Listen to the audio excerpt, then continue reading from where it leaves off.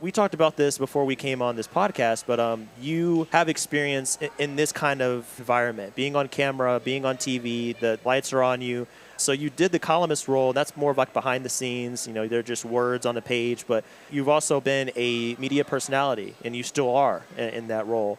So I wanted to just get your thoughts on, working with ESPN in a role like Around the Horn, just being in that environment.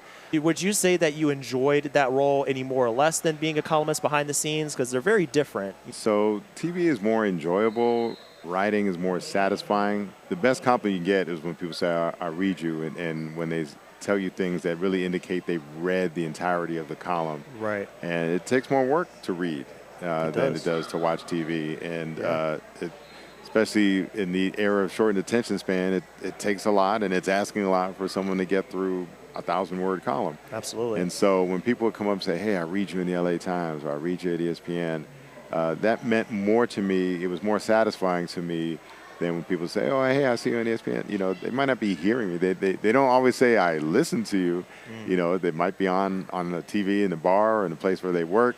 Right. And so they see me, they recognize the face, but that doesn't mean how much they're interacting with the content that I'm producing. I say it's more enjoyable because it's actually fun to do it. Writing has never been fun for me. Like having written, being published is fun, but writing itself isn't that fun for me. When we do Around the Horn, we just have fun in between, and sometimes we put like the outtakes or the stuff, the banter that we have in between when we're actually recording. We'll put that on YouTube or social media somewhere. It's funny, last week I got called in to do an emergency. Somebody couldn't make it, and they needed me to fill in, and I purposely had told them I wasn't available because I was really busy. They said, can you do it? I said, all right, I'll do it. And it was a stressful day because it meant having to go up to work, come back into the city, and afterward go back up to work again and deal with all the things, and phone going off the whole time. But by the end of the show, it's funny, I was so stressed, and it was like the people were hammering in the studio, right when we're getting ready to tape, trying to breathe deep, concentrate, get through this. But by the end of the show, we just were joking and laughing, and I left in such a good mood because we'd had so much fun and just joking around on the show. For sure. And I don't know how many places where you can go to work and leave in a better mood than when you showed up. Yes. But that job, and it's a job, but it sure doesn't feel like it when you're sitting down there and you get to talk about sports. Like, I'll never forget one time, it didn't hit me until 24 hours later, but as I thought about it, and I thought about what we talked about on the show the day before, there was, I don't know if you remember, someone on the Pittsburgh Pirates, that the sausage race that they have in Milwaukee at the Brewers games. Yeah. Someone on the Pirates hit one of the sausage racers with a bat as they were running by the Pirates dugout. Oh, my goodness. And it was a big controversy. It turned out it was a woman inside the costume, so it really wasn't a good look. Yeah. But she was okay. So it was kind of humorous that someone would take a bat to a sausage costume. Yeah. I don't know what would possess him to do that. I don't know what came across their mind. And so I thought about the next day. I said, wow, I really got paid to go on TV and talk about somebody hitting a sausage costume with a bat. It's a pretty cool job. Just another day at ESPN. You never know what's going to hit you. I can definitely attest to that. I've never been a part of an outlet as big as ESPN, but doing podcasts for several years now, almost 7 years for me, it's really cool. Like you said, you go into it and you may be stressed out. You're like, oh, man, this is short notice. I don't know if I'm prepared.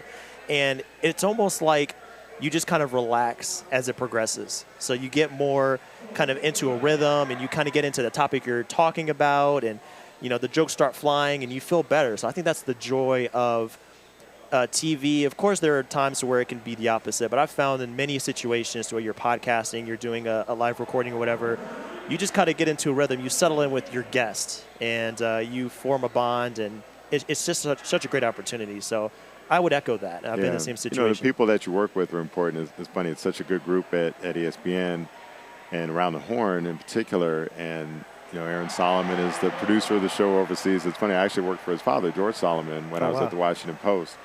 And George Solomon really believed in having camaraderie in his office and with his staff. And if he was thinking about hiring someone that I knew, he didn't ask if he could write or if she could write.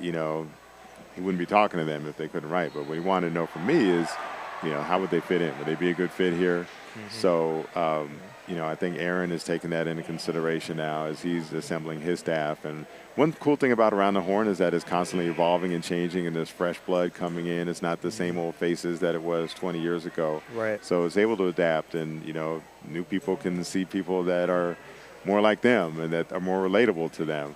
Once upon a time, I was one of the youngest people on the show. Now, that's not the case. Yeah, but, so if you're young, there's somebody that you can relate to. And for the people that have watched the show for a long time, maybe they're still riding with me.